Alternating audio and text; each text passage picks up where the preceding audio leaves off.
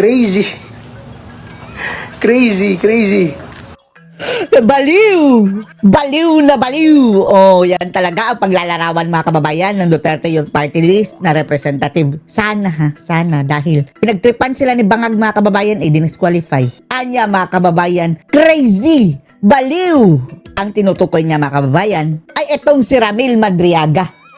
Dahil kung hindi lang daw ito nagsisinungaling mga kababayan, ay talagang mayroong tama sa ulo iyan. Isipin nyo na lang mga kababayan ha, ang sabi niya, napakalapit daw niya mga kababayan sa mga Duterte na maging mga kababayan, mababypass niya ang sino mang mga security. Na siya mismo daw mga kababayan, tinatawagan daw ni Digong ng ora mismo, direkta sa kanyang linya.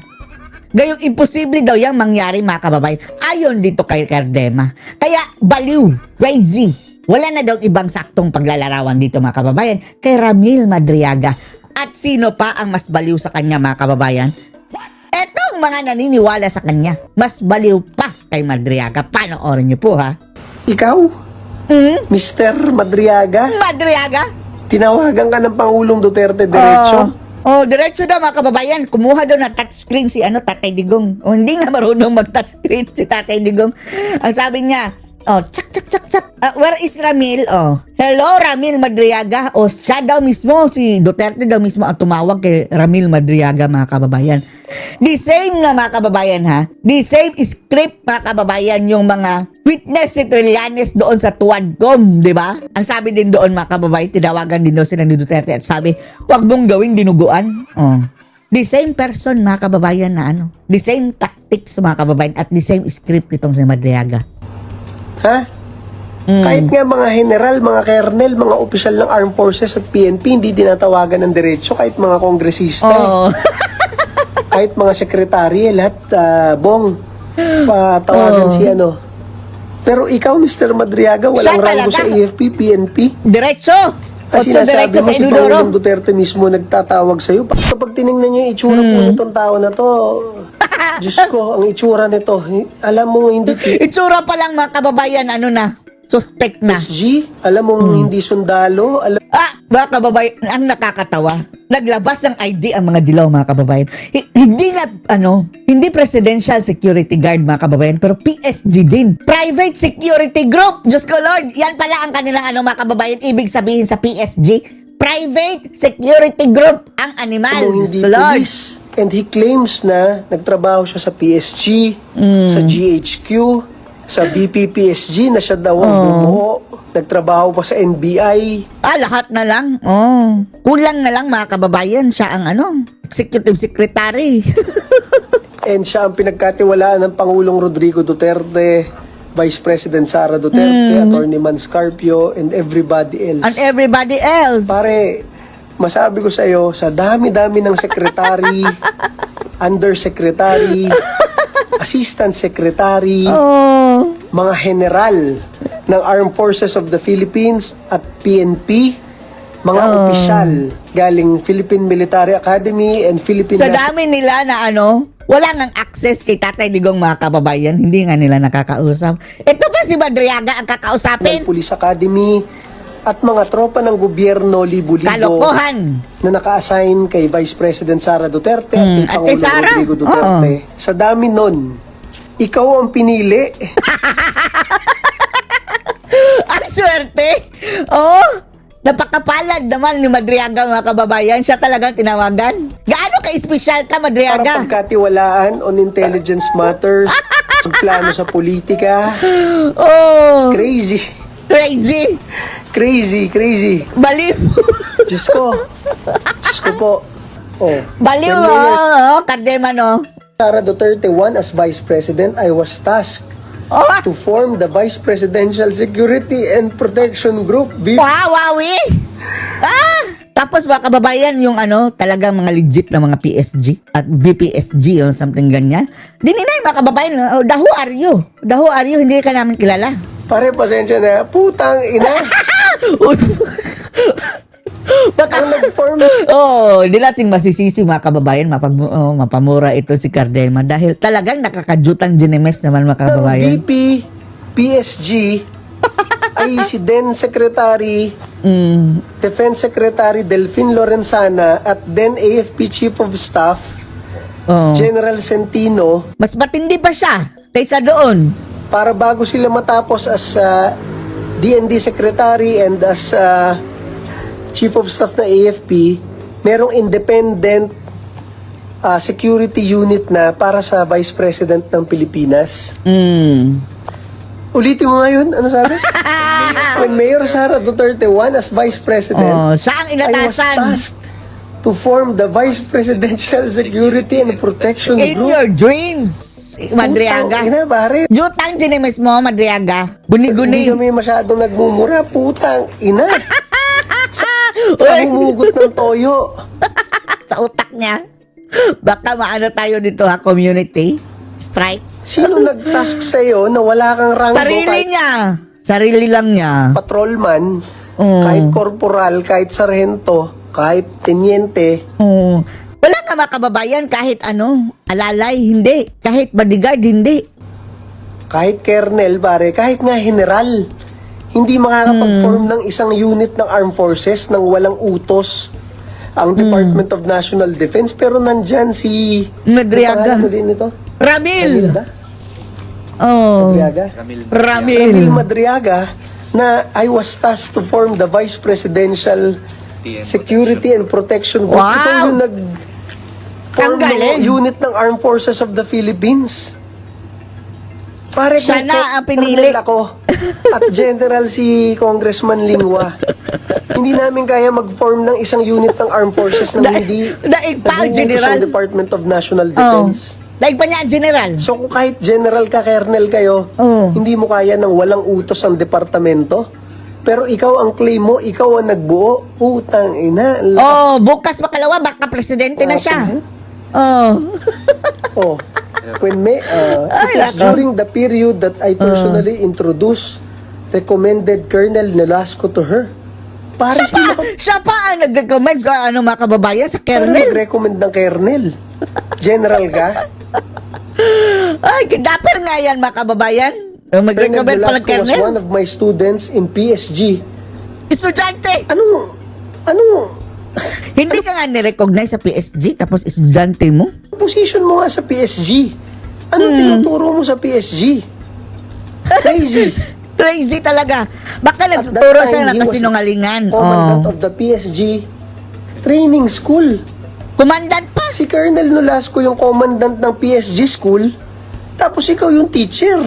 Grabe. May teacher pa sa ano mga Colonel kaboy. Nolasco was top Mas mataas pa sa to top the commander. services of Colonel La Chica to head the VP PSG. Ay, nako Parang talaga. ang dami mong claims dito na kanina nagsabi Eto, na rin si no? Colonel La Chica, yung head ng VP PSG, na Tama pa ba mag-isip ito mga kababayan? sino ka?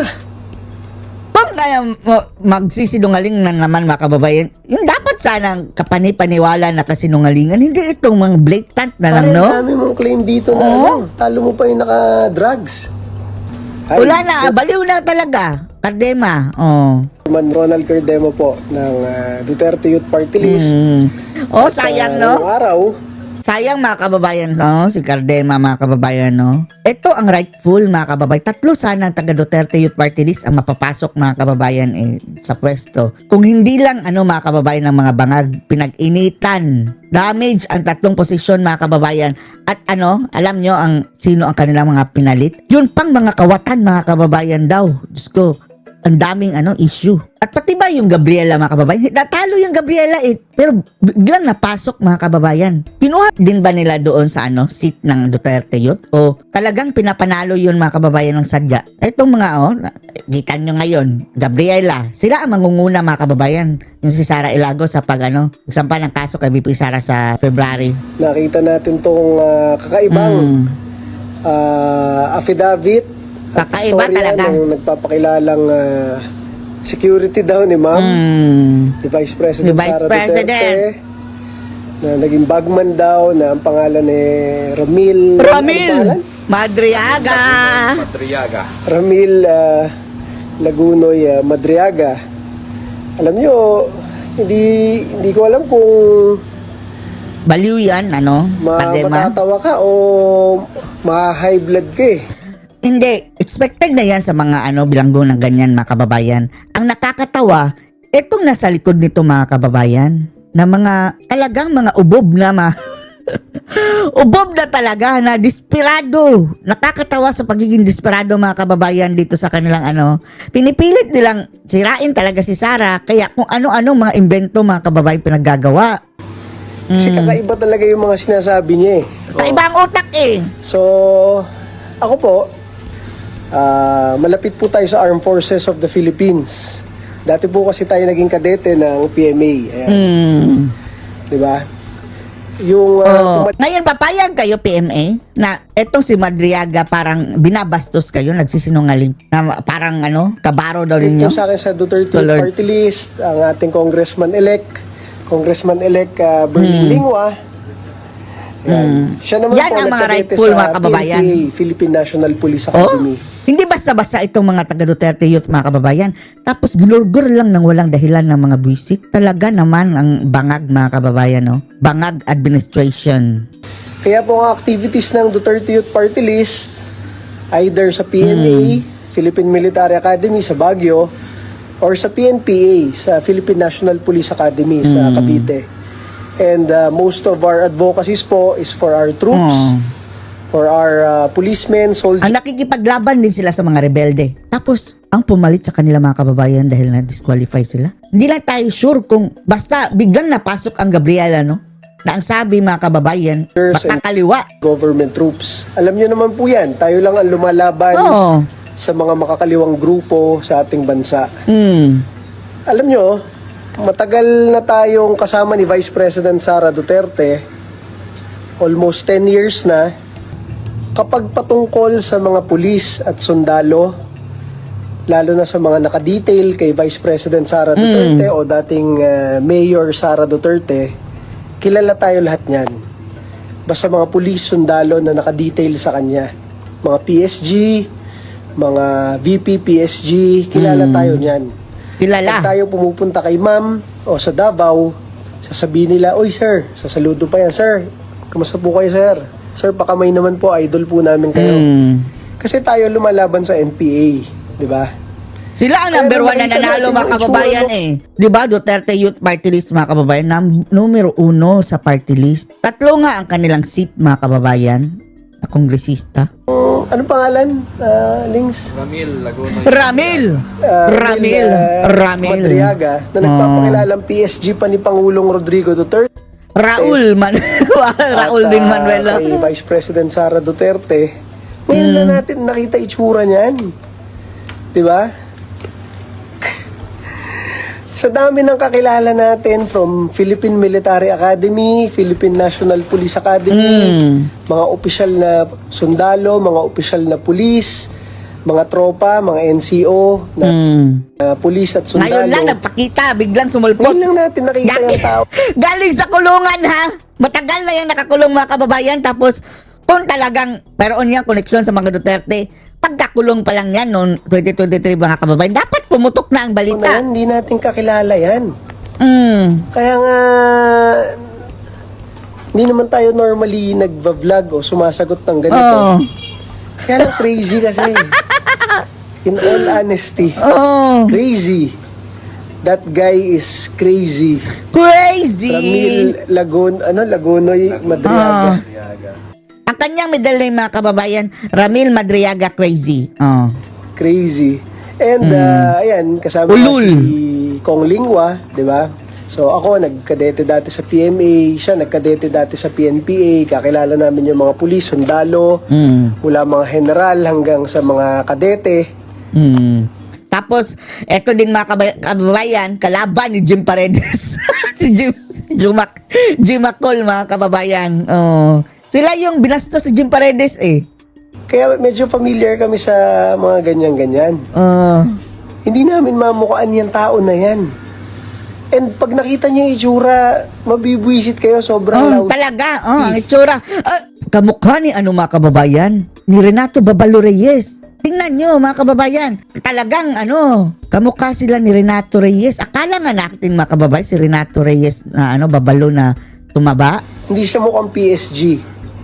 Tapos, ang masabi ko sa inyo, Mandurugas eh. para ma-realize natin, meron siyang ginawang affidavit. Madali naman gumawa ng affidavit. Kaya natin. At ang nakakapagtaka mga kababayan, bakit nakapasok ang prosecutor doon sa kulungan para i-accept lang ang bogus affidavit? Diyos ko Lord. Gumawa ng affidavit sa kahit saan at ipanotarize sa kahit anong kanto. O, unang-una, ano yung nakalagay sa affidavit niya, Kong Lings? Ayan o. I am Ramil Madriaga, legal age, currently... I am Ramil Madriaga, nakaklase ni BP Sara sa law. 1993.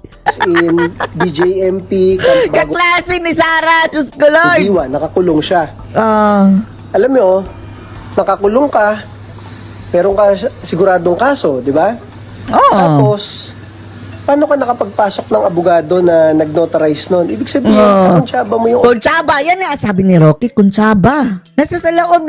Nasa loob ng kulungan mga kababayan, tapos nakapag pa ng abogado na, hindi lang abogado, piskal pa daw. Diba? Ikaw yung sa authority ha? Ng otoridad. Ang hirap magpasok ng abogado sa kulungan, di ba? Para magpa-notarize. At yung unang statement niya, educational background. Ano nakalagay? I took up the College of Law from 1991 Law, ha? Law? to 1995 at San Sebastian Baka law IQ College, yan. Manila. Nilagay niya, unang-una, I took up the College of Law. Wow! Di mababatukan mo, bobo ba to? Nakapag-law, tapos mali-mali pa mga kababayan. Anong I took up the College of Law? Diba? I took up law at... College pa of law mga kababayan ha? Di ba, kapag law ka mga kababayan, hindi ka na college niyan. Postgraduate na yan mga kababayan. Ay, the College nako. of Law? Ano I took up the College of Law? Parang dinala ko yung kuleyo ng... College of Law. Anong kurso mo? Anong kurso mo sa college? Law? Diretso? Di ba, ang law dapat graduate ka na, may degree ka na sa college mga kababayan. Hindi na yan college. Law na nga yan eh. Diyan pa lang, sablay na. Baliw talaga, no? Nag-aral daw siya sa College of Law ng San Sebastian noong 1991 to 1995. Ang gusto niya i-establish, schoolmate niya si Vice President Sara Duterte. Kaya sila magkakilala.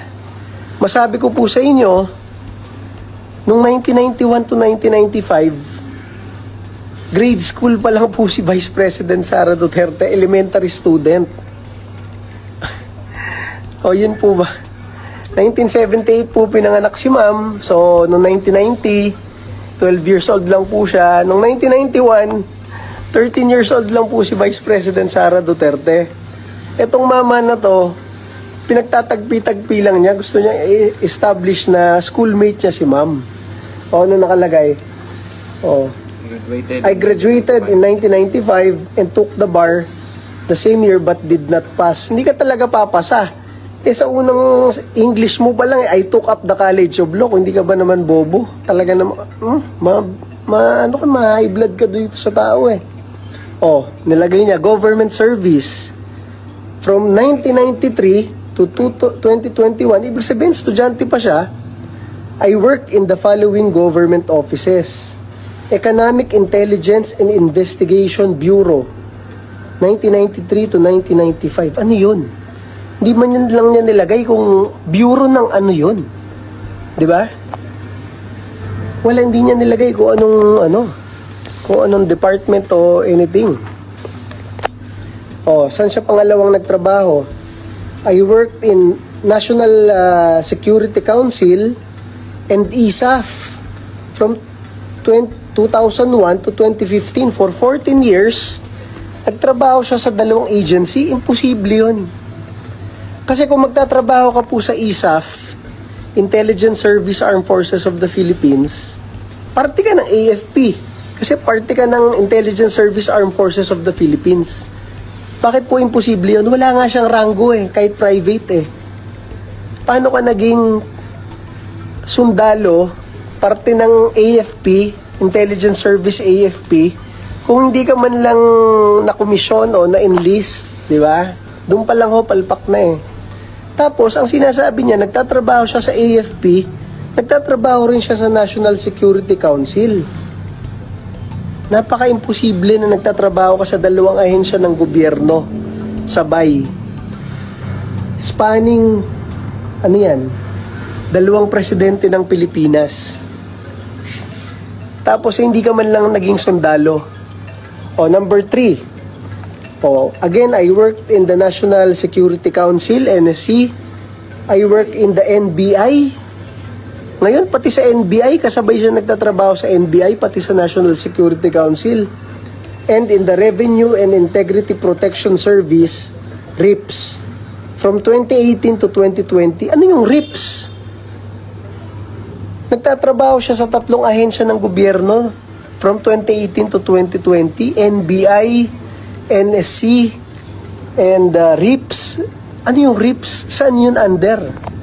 Crazy guy.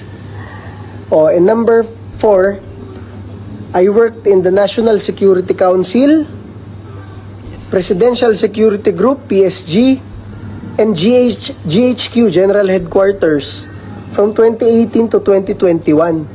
Eh sinabi niya, nung 2018 to 2020, nasa NBI rin siya. So, nung paano ka nagtatrabaho sa NBI, sa National Security Council, sa PSG, Presidential Security Group, at sa GHQ ng AFP, yung Camp Aguinaldo, sabay-sabay. Alam nyo, ang tagal na nating connected sa napakarami sa armed forces, ang dami natin kaklase sa PMA, kakilala sa PNPA, na-assign sa PSG, na-assign sa NSC. Ako, naging consultant mismo ako sa National Security Council noong 2016 to 2017 under General Esperon. Hindi kaya yung mga sinasabi nitong tao na to. Oh, yun yung mga pinagtrabahuhan niya, iba't ibang departamento, iba't ibang ahensya ng gobyerno, sabay-sabay. Tipo ba? Oh, ano pa nakalagay, Links? At the start of the 2016 election campaign, then Congressman Roy Logoles introduced me to the Duterte family to provide political and security advice to Mayor Rodrigo Duterte. Crazy. Hindi mo naman mako-contest kasi patay na yung congressman na yon. Oh, I was also assigned to form groups that would support Duterte's candidacy for president. Siya yung inassign doon para tumulong sa pagkapangulo na Pangulong Duterte. Hindi ka man lang opisyal ng armed forces. Hindi ka man lang sarhento eh. Wala kang ranggo eh. Sino ka, di ba? Anong function mo? Ang dami mong binabanggit na ahensya na wala kang ranggo doon. Kakaiba eh. Crazy guy. When Duterte was elected president, he ordered me to serve as counterintelligence agent in the National Security Council. Pare, grabe naman yan. Sa dami ng general ng armed forces, under General Esperon, National Security Advisor, sa dami ng ahente ng NICA, National Intelligence Coordinating Agency, under General Monteagudo, galing PNP, sa dami ng tauhan ng gobyerno, ikaw ang, ano sabi niya pare? Ikaw ang pinili ni Pangulong Duterte para mag-counterintelligence agent para sa National Security Council. Crazy. Sige, next page nga pare. Kakaiba, no? Unbelievable. Oh. During that time, I was instructed to provide intelligence information for President Duterte's Oplan double barrel. So mula counterintelligence, ikaw na ngayon ang nagpo-provide sa Pangulo patungkol do sa Oplan double barrel. Na-bypass mo pa sina Chief PNP ba to? Sino ka? Wala kang ranggo. Sa AFP o sa PNP, hindi ka man lang private, hindi ka man lang corporal, hindi ka man lang sarhento. Sino ka? Para ikaw ang taga-brief sa presidente ng Pilipinas. Mula counterintelligence, papuntang Opland double barrel. Nagtrabaho ka kuno sa NBI, kasabay na nagtatrabaho ka sa ISAF, kasabay na nagtatrabaho ka sa GHQ, General Headquarters, kasabay na nagtatrabaho ka sa PSG, Presidential Security Group, kasabay na nagtatrabaho ka sa NSC. Sa tingin namin, kahit tanungin mo yung mga ahensyang yan, hindi ka kilala. Nagbabanggit ka lang na napakarami kasi baka meron kang kakilala dyan, kaibigan dyan. Pumupunta-punta ka, dumidikit-dikit ka, nakikihingi ka ng mga sticker-sticker. Yan ang style ng iba dyan. Crazy guy, crazy. Oh. Sometime in 2018, I was formally assigned by President Duterte to work for the PSG in Malacanang to teach tactical driving and strategic transport courses. Walang ya. Nag-outsource yung Malacanang sa dami ng sundalo at pulis na nag-training habang buong buhay nila sa AFP at PNP, pinadala sa United Nations at sa iba't ibang senaryo sa buong mundo. Ikaw ang pinili ni Pangulong Duterte para turuan yung PSG kung paano mag-combat driving balings. Tactical driving and strategic transport courses. Crazy. Nagsalita kanina si General Cabangbang, former PSG commander, and si General Nembra, former PSG commander. Hindi nila kilala tong tao na to. Paano mo talaga makikilala tong tao na to? He does not have a rank. Wala siyang rango kahit private. Paano ka naging parte ng PSG? Sometime in work with Mayor and Vice President Sara Duterte. It was also in 2018 that I was formally introduced by President Duterte to his daughter, Davao City Mayor Sara Duterte. I was likewise tasked to work for then Mayor Sara Duterte in intelligence gathering involving politics, law, and counterintelligence matters. Crazy claims.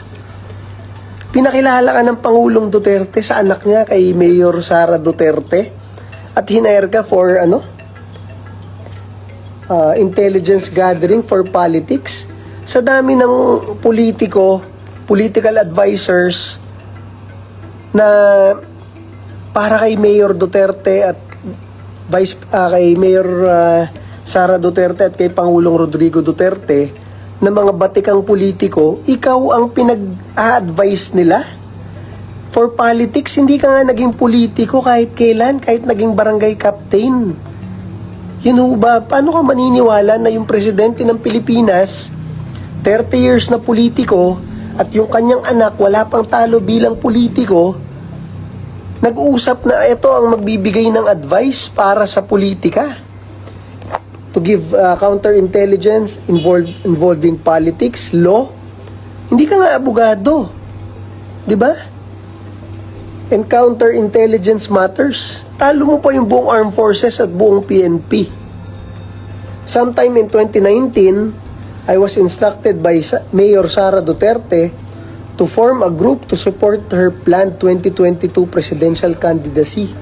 Noong 2019, naisip ni Vice President Sara Duterte na ibuo mo yung plano niya pang presidente noong 2022. Kasama namin si Mayor Sara Duterte.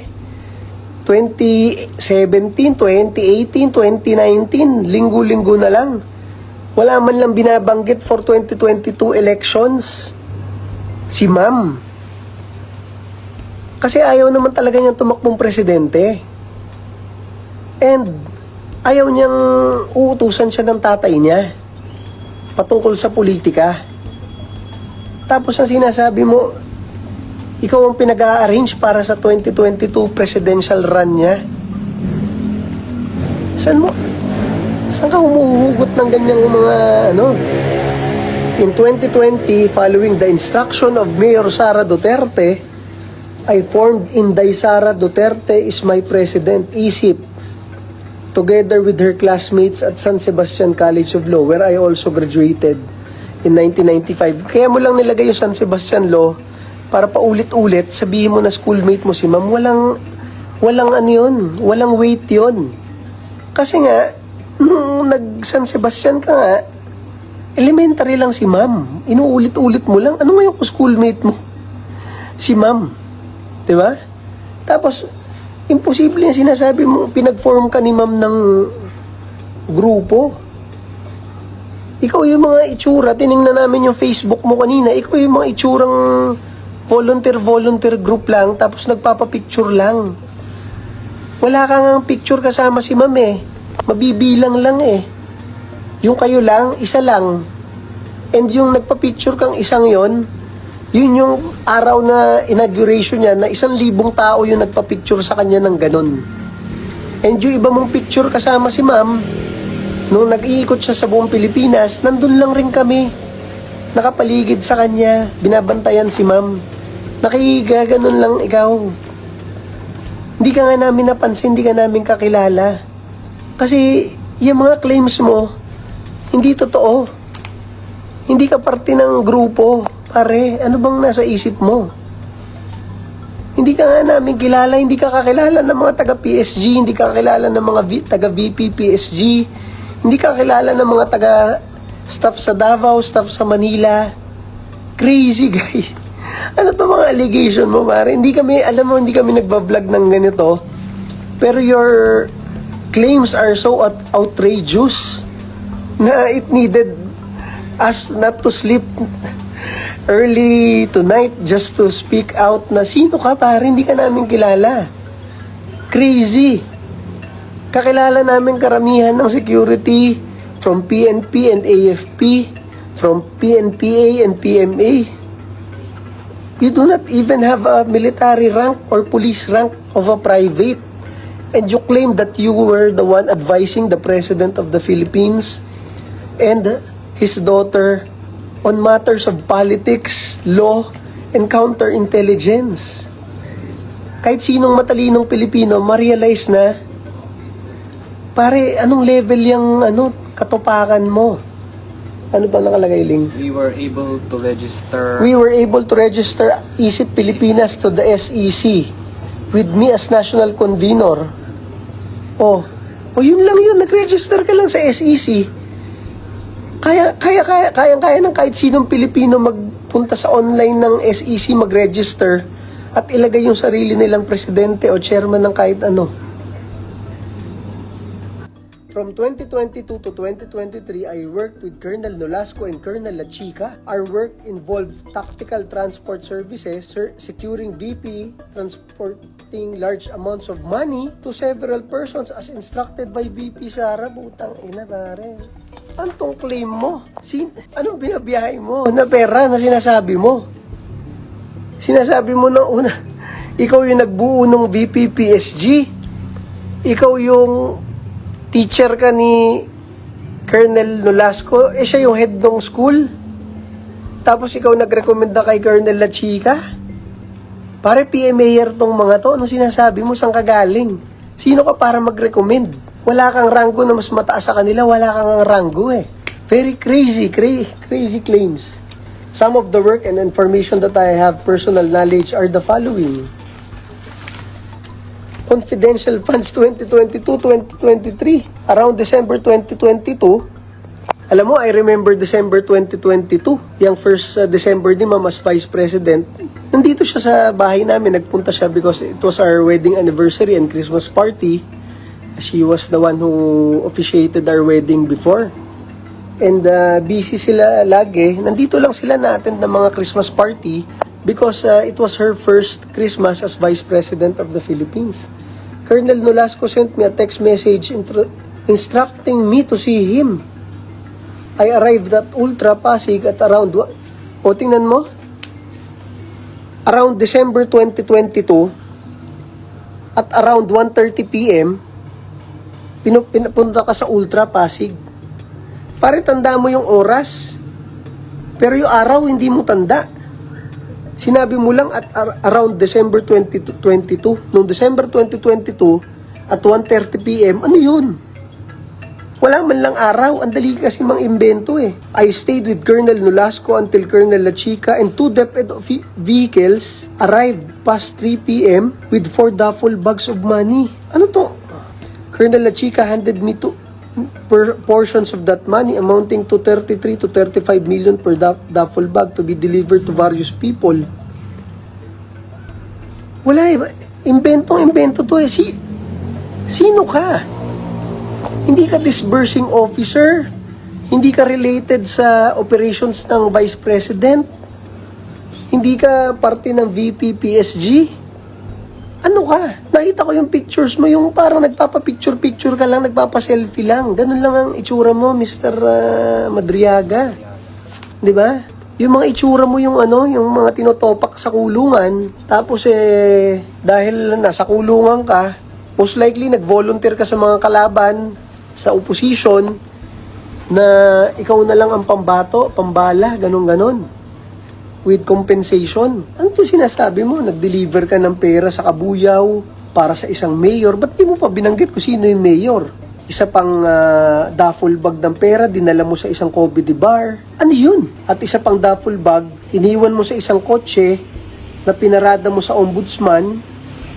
Tapos, nung umalis ka na, may kumuha na ng kotse. Ano yun? Puro to yung mga katang-isip na Una, sino ka nga para ikaw yung mga mag-disbursing officer ka ba? Parte ka ba ng AFP? Parte ka ba ng VP PSG? Parte ka ba ng... Wala eh. I saw all your photos in Facebook. Puro lang, yung ka lang talaga, dumidikit-dikit lang, nagpapapicture lang. Crazy. O delivery to Santiago family of 80 million pesos in 1 VIOS. Ano yun? Ba't ikaw uutusan? Tapos sabi mo pa dito, delivery of 1 billion. Alam mo, for the longest time, wala naman nakakarinig na nagdi-deliver ng 1 billion. Kahit nga mga bangko, hindi kaya mag-deliver ng 1 billion eh. Ngayon lang panahon na to, lumabas yung pagde-deliver ng billion-billion dito sa issue ni Zaldico at ni na Speaker Romualdez and everybody else, di ba? Nagdi-deliver linggo-linggo ng napakaraming maleta na billion-billion. Bigla ka naman humabol ng issue na nag-deliver ka rin ng 1 billion in cash sa loob ng isang super grandiya. Pare, alam mo ba na yung logically speaking, yung 1 bilyong piso ay 1 tonelada and yung grandiya ang kaya lang 800 kilos. Yung 800 kilos kasama yung driver doon at yung mga tao. So paano ka nag-deliver ng 1 tonelada para sa isang dala ang isang sasakyan na 800 kilos lang ang kayang dalhin? Kaya nga yung mga armored car ng Bangko Sentral malalaki, parang kalahating truck ang laki. Hindi mo natansya yun. Abnormal. The delivery was later verified through a call from President Duterte himself. Pare, tinawagan ka ng Pangulong Duterte. Sira ulo ka ba? Kami nga, 2 beses naging assistant secretary, 2 beses naging undersecretary. Ang aming pamilya naging kongresista. Lagi kaming nasa Malacanang. Lagi kaming nasa Davao. Pare, ang Pangulong Duterte hindi tumatawag o nagte-text ng diretsyo. Dahil ayaw niya ng mga tinatype-type na ganyan-ganyan. Inuutos lang niya kay Secretary Bongo kung sino mga kailangan tawagan at kausapin para hindi na siya yung nagte-text-text kasi matanda na siya. Tapos ikaw, Mr. Madriaga, tinawagan ka ng Pangulong Duterte diretso, ha? Kahit nga mga general, mga colonel, mga opisyal ng Armed Forces at PNP, hindi dinatawagan ng diretso, kahit mga kongresista kahit mga sekretary, lahat, bong, patawagan si Pero ikaw, Mr. Madriaga, walang ranggo sa AFP, PNP. Ang sinasabi mo, si Pangulong Duterte mismo nagtatawag sa'yo para sa delivery. Pare, hindi na crazy yung sinasabi mo pang talo yung pang crazy cash inside, links. Cash inside Honda Civic delivered to the Santiago family at Jordan Plains, Novaliches, Quezon City. Wala rin Sino rin si Santiago family?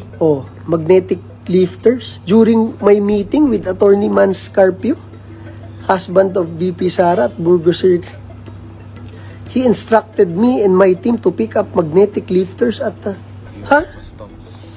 Alam niyo, sabihin ko sa inyo ng diretso, si Attorney Mans Carpio, husband of Vice President Sara Duterte, kahit nung ang asawa niya, Vice Mayor pa lang at Mayor pa lang, hindi sila nakikialam sa isa't isa. Kasi nasa private sector si Attorney Mans, si Ninong Mans. Saying that, hindi sila nagsasanib ng staff. Kung sino yung staff ni Vice President o ni Mayor Sara Duterte o ni Vice Mayor Sara Duterte, hindi staff ni Attorney Mans yan. Hindi niya inuutusan yung mga staff ni Ma'am, hindi rin inuutusan ni Ma'am yung mga staff ni Attorney Mans para hindi mag-medal yung private sector at government sector. That was and that is their attitude in their work. Para walang gulo, walang, alam niyo naman sa mag-asawa, di ba? It's complicated pag ganyan. And sa kanila, alam na nila yan nung vice mayor pa lang si ma'am, nung naging mayor, lalo na ngayong vice president. Ang sinasabi mo, tauhan ka ni ma'am, tapos ikaw yung inuutusan ni Ninong Mans, ni Attorney Mans, para sa ganyang bagay. Illegal na bagay pa. Crazy. Ano ba yun? Nakakita mo lang tong issue na to mula sa mga bumabanat-banat lang eh. The original plan, however, was aborted because one of President Duterte's men working as intel officer tipped us off. Ano yun? Ano ba to? After several days, I learned that the magnetic lifters had been released through customs. Funding from POGO operators, the funding of ISIP Pilipinas National Campaign 2021-2022 along with other parallel groups came from POGO operators and drug dealers. Pare, ikaw lang yung nagtayo nung ISIP, walang ISIP Pilipinas na yon. Hindi nga alam ni ma'am yan. Ikaw yung mga gumigilid-gilid lang, nagpapapicture-picture lang ng ganyan. Tapos kung galing sa POGO yung pera mo, loko-loko ka. Tsaka galing pa sa drug dealer, kaloko. Dapat ka talaga makulong. But anong kaugnayan ni ma'am dyan sa ganyan? During my frequent pickups of cash-filled bags at locations at the gate, Pampanga, Vertis. Malay namin, crazy. Crazy guy. Crazy claims of a crazy guy na inililink pa kay ma'am. Sorry. Oh. Reservation, I reserve the right to submit another affidavit on matters pertaining to VP Sara, Attorney Mans, Colonel Dennis Nolasco, Colonel La Chica, Ombudsman, Prosecutor Ryan Kilala, OVP spokesperson Reynold Monsayak, other persons who were involved in the distribution and delivery of money in related matters. Ramil Lagonoy Madriaga, November 29, 2025. Yun na yun. Pare kahit sinong topak, kaya mag-type ng 5 pages na ganyan and ipakalat sa lahat na it is the truth. So, masabi ko po sa inyo, sa tagal na kilala po namin si Vice President Sara Duterte, hindi mo alam kung ma-high blood ka o matotopak ka o matatawa ka eh. Your claims are so outrageous. So, yun lang po ang ating masabi. Hindi ito yung yung maayos na vlog about this. Hindi lang talaga kami makakatulog dito sa mga claims nitong tao na to, napaka-abnormal, di ba? So, sinasabi ko nga po sa inyo, tayo po matagal lang kasama ng ni VP Sara Duterte. Siya po nagkasal sa amin, ng aking asawa ni Congresswoman Cardema. Dati pa, kasama namin siya 2019 elections, 2016 elections, 2019 elections, 2022 elections, 2025 elections. Karamihan na nakapaligid sa kanyang security, from PNP to AFP, kakilala natin, lalo na yung mga opisyal galing AFP, galing PMA at PNPA. Yun nga po yung sinasabi ko, hindi ko kakilala lahat ng mga biglang may kasama siyang civilian na abogado o politiko. Kilala tayo kasi USEC tayo, at ating asawa, congresswoman. Pero, when it comes to security, when it comes to mga tropa ng gobyerno, pulis at sundalo, galing AFP at PNP, lalo na mga opisyal, galing PNPA at PMA, kakilala natin karamihan yan. Kilala rin tayo karamihan yan. Kasi nga po, tayo ang kaalyado nila sa paglaban sa NPA sa NPA na nagpapabaksak sa gobyerno. Kilala tayo nila lahat. Kaya nung lumabas yung mukha niyan kaninang umaga, sabi na asawa ko, sino yan? Sabi ko rin, sino yan putang ina? Mapapamura ka talaga eh. Mukhang mukhang ewan. Tapos yung claims niya dito sa kanyang, anong tawag dito, links? Affidavit. Outrageous. Talo pa niya ang isang cabinet secretary, talo pa niya ang isang general. Diba? So, yan po muna. Gawa namin na mas maayos na pagkaka-explain ito. Tomorrow siguro, yung merong mga video-video. Pero masabi po namin, in all honesty, hindi kami nag-vlog ng ganito eh. Kaya lang, hindi talaga ako makakatulog ng may nagsalitang topak na tao ngayong araw na to sa buong bansa. Tapos yung ibang baka mahihina ang utak, baka maniwala kayo. Diba? Lalo na yung mga nasa kalaban natin, maniwala agad. If you are a smart person, kahit anong pinapaniwalaan mong politiko, tingnan nyo yung pinagsasabi nito, tingnan nyo yung sinabi namin ngayon. Pakinggan nyo to, i-share nyo. Ma-realize nyo, this person is crazy, this person is just for maybe compensation, just for clout. Wala pong katotohanan yung sinasabi nito patungkol sa ating Vice President Sara Duterte. Alam ko na-stress siguro si ma'am or hindi naman na-stress si ma'am. Siguro sabi ni ma'am, sino to?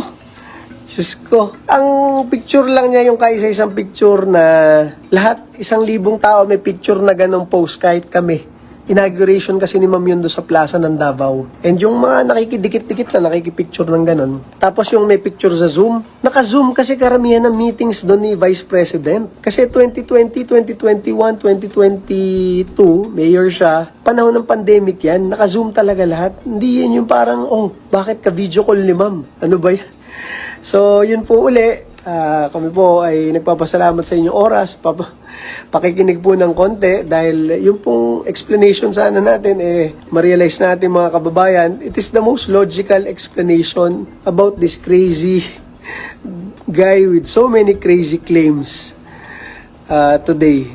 So mula po sa Duterte Youth Party List, Chairman Ronald Cardemo po at si Congressman-elect Lingua po. At alam nyo, kahit pinahirapan tayo ng COMELEC, ang ating kinasuhan naman natin ng COMELEC nasa Supreme Court at malapit na rin yan. At alam natin sa tulong ng Diyos, sa tulong nating mga kababayang Pilipino, dahil sa inyong boto na 2.3 million, tayo po ay makakaupo sa Duterte Youth Party List. Pero ang pinakamahalaga po ngayon, suportahan po natin ang ating Vice President Sara Duterte. Suportahan po natin ang ating pinakamamahal Pangulong Rodrigo Duterte. Pagdasal po natin makauwi siya. Maraming salamat po, Chairman.